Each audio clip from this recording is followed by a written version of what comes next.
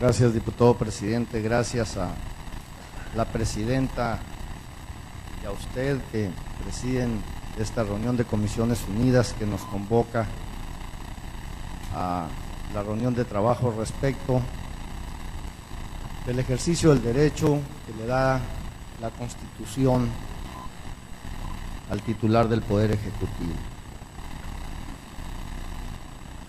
Primero haría una convocatoria respetuosa a que en ambas comisiones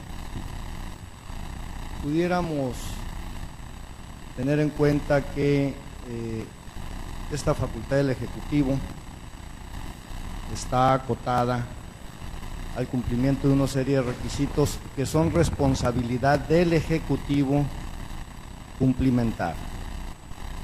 Hago este comentario porque en reunión pasada que tuvimos, en el cuadro que se nos entregó, no estaba aún bien cumplimentada por parte del Ejecutivo, que es el que tiene la responsabilidad, la documentación que le permite ejercitar a plenitud el derecho que le asiste en la ley y que a su vez provoca el derecho y la obligación que tendremos nosotros de ratificar esa designación. Bienvenida a esta reunión. Yo quisiera plantear, independientemente de los programas federales a que se hizo alusión, plantearlo a todos en general, a que hiciéramos un esfuerzo para que en el presupuesto de egresos que ya está aprobado por esta legislatura, encontremos esa transversalidad del gasto a que se ha hecho alusión. Ese es el mínimo y es el punto de partida que tenemos. Y si nos planteamos en esta tesitura el con qué recurso contamos, muy sano sería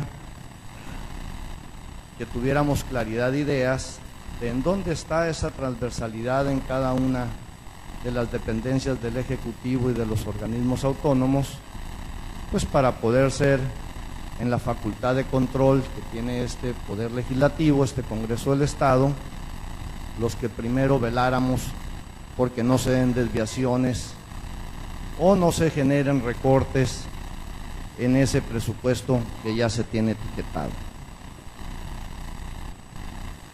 Visto así, doña Elizabeth, hay un tema que me generó bastante inquietud a la hora que usted muy amablemente nos hizo su exposición. Habla, si mal no percibí, de la desigualdad de género, cuando pudiéramos entonces verlo desde la perspectiva de qué es desigualdad y qué es inequidad, para poder entonces atender las políticas públicas y los programas de las políticas públicas en un debido contexto. Me gustaría más hablar de equidad, siendo muy respetuoso del criterio que usted plasmó en su propuesta de trabajo. Pero hay algo que adicionalmente, y es una convocatoria muy respetuosa, a cada rato hablamos de valores. Y los valores, creo, dicho con toda prudencia, siempre han estado en pugna. Hoy en día están en pugna. En nuestra propia sociedad están en pugna. Aquí en Sinaloa, por razones de cultura, creencia, religión o vivencia, para algunos puede ser un valor fundamental, la forma en la que se vive en el núcleo familiar con un cónyuge de un solo sexo y varios del otro sexo, por decir algo. Ya no digamos en el espacio geográfico en el que tenemos comunicación en tiempo real, otras culturas, usted extrapolaba de Sinaloa a México y al mundo, Bueno, pues tenemos comunidades como una en Chihuahua, que es muy famosa, o qué dirían de nosotros en la India, porque la mujer usa pantalones, ¿no? En México, ya no diga por qué comemos reses, cuando para ellos son deidades. Entonces, ¿por qué no mejor impulsar toda una cultura de civismo y de legalidad? Porque si no vamos a entrar en choque unos con otros. ¿Y por qué es en las leyes donde está reflejada la sociedad que queremos y que nos debemos de dar? Y es en la falta de respeto a lo que establecen las leyes, a la omisión, al incumplimiento o a la violación de las leyes, lo que provoca la distorsión de la sociedad que nosotros mismos hemos pugnado por crear y que están reflejadas en la arquitectura jurídica que regula nuestra convivencia. De ahí pues que sugiero que si en lugar de programas de valores impulsáramos programas de civismo y de legalidad, la consecuencia sería que tendríamos los valores que en el pacto social hemos determinado tener para la convivencia y la conformación de la sociedad que queremos. Le comento que revisaremos con responsabilidad el trabajo que se desarrollará en estas comisiones. Le agradezco la voluntad que tiene para, con toda sencillez, madurez, profesionalismo, atender este llamado que le hizo el Congreso del Estado. Y concluiría con una pregunta, doña Elizabeth.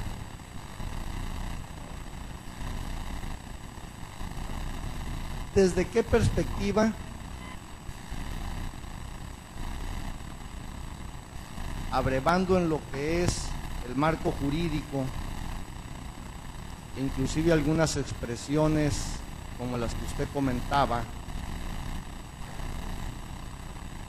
de adicciones como la ludopatía o de la presencia de discriminación hacia el varón por las mismas razones que puede haber hacia la mujer, porque este es un tema de ambos? ¿Por qué plantear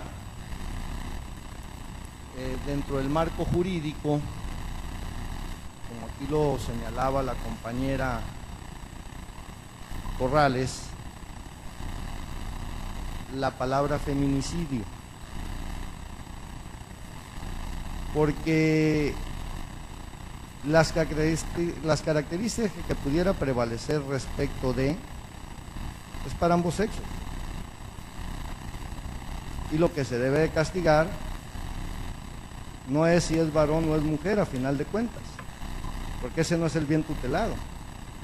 Entonces, sí, muy respetuosamente le pediría cuál es su opinión sobre este particular, porque en otros estados y bajo distintos criterios, siendo muy respetuoso de ellos, disintiendo de esos criterios, se ha buscado esto más como un tema mediático y de impacto de coyuntura si analizamos cuándo se dieron esos cambios y quiénes los promovieron, ¿no?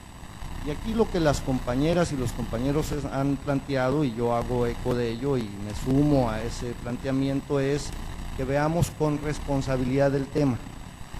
De ahí pues la inquietud de poder tener una primer pincelada, una primera aproximación de su criterio respecto a este tema. Muchas gracias. Es cuanto, diputados presidentes, les agradezco mucho la oportunidad que me dan de participar. Sí, muchas gracias, se toma en cuenta su exhorto inicial. Tiene la palabra nuestra invitada. Muchas gracias. Gracias, diputado Cárdenas. Creo que es de suma interés en este momento lo que me plantea. Primero, sobre la pugna sobre la educación en valores y si deben de ser solo los cívicos o el civismo y la legalidad, creo que es totalmente correcto. La sana convivencia social se tiene que dar a partir de instaurar o de generar en el hombre y en la mujer, o en la mujer y en el hombre, esos valores que dan el respeto, la tolerancia, la dignidad de la persona, el respeto a la vida. Creo que los valores cívicos son trascendentales. Pero no podemos dejar de lado los valores familiares, porque de ahí se conforma el individuo. Es la base para la conformación del individuo. Y si un individuo no es educado en el seno del hogar, al grado de que el Instituto Mexicano del Seguro Social en este momento está generando campañas para amamantamiento del infante. Si esos valores familiares no se insertan en el individuo, ¿cómo podemos después insertarle esos valores cívicos? Es necesario entonces hacer esa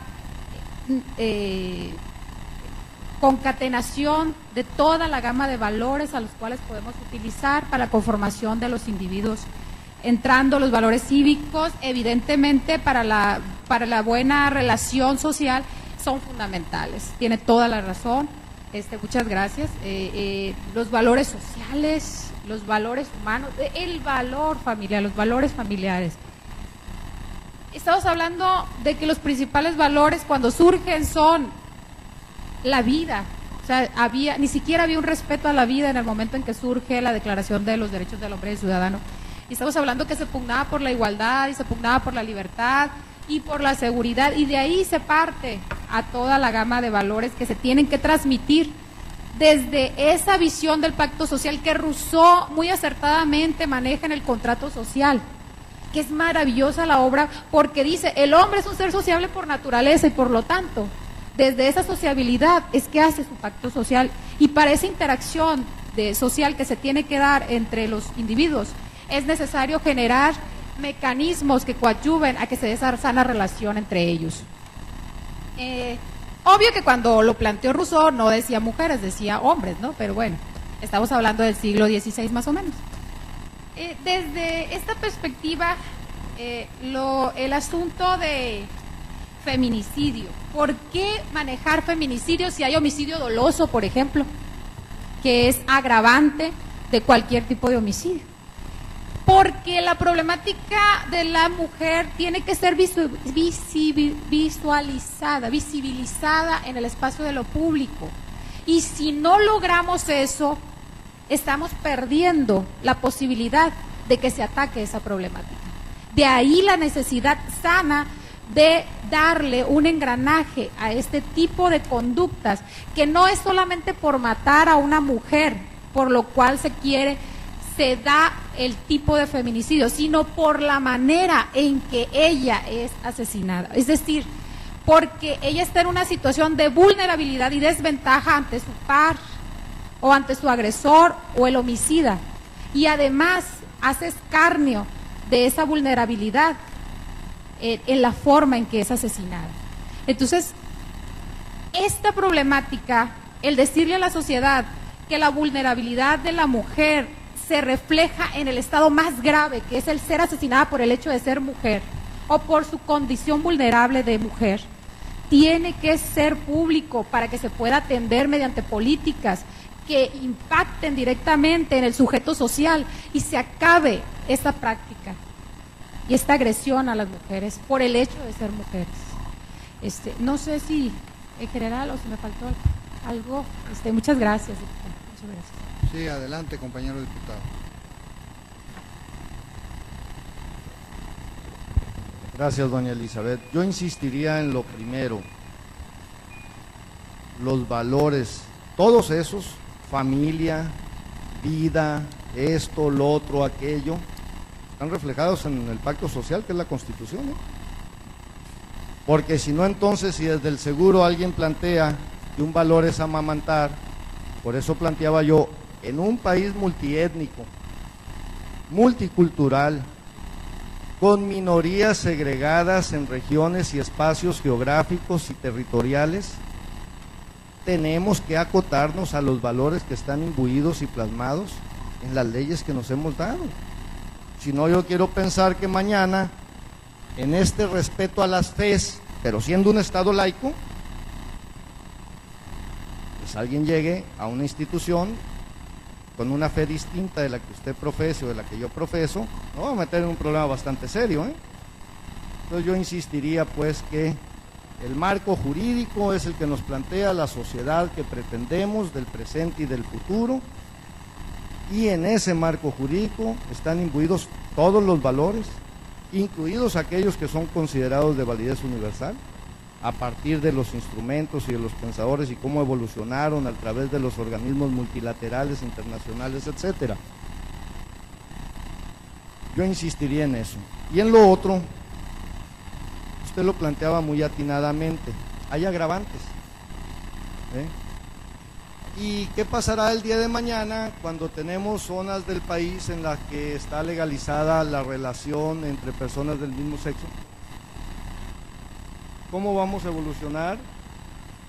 Con la forma en la que se privan la vida unos de otros, que pudieran ser más graves que inclusive la condición de vulnerabilidad que tuviera una mujer por el solo hecho de ser mujer. Entonces, yo sugeriría ahí que en esta convocatoria que buscamos de la equidad, nos planteáramos ver qué es lo que se pretende tutelar, porque al tutelar alguna cosa, estás dejando en estado de inequidad la otra. Si el criterio o es acotado o es excedido, ¿no? Simplemente haría esos comentarios a su planteamiento y le reitero mi felicitación por la disponibilidad al diálogo, al intercambio de impresiones y al mejor de los debates para que podamos tener el día de mañana un Sinaloa de equidad y de justicia, sin discriminación por razones de sexo o condición social o de cualquier otro tipo de creencia religiosa. Gracias, diputado presidente.